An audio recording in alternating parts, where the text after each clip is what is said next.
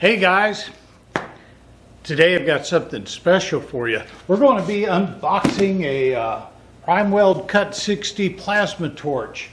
It's going to be short and sweet today. It's hot in here and I've turned the air conditioners off so I can finish this, so I'm not going to take up too much of your time, but we're going to do a proper unboxing. Let's get started.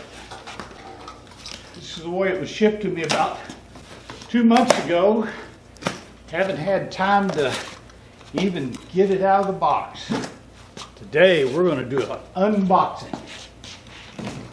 Now I may not be an expert at this, but I've seen it done before.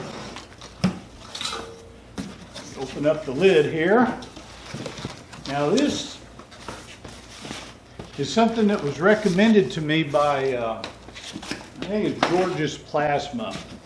He works on these things and was helping me out with my Smith machine when he said that for what I needed to do, this machine here would be the perfect fit. Another good point, it was only $650. Now this is a CNC table ready machine with the cards and everything for $650 for a 60 amp machine. All right, we're almost there. Here we go.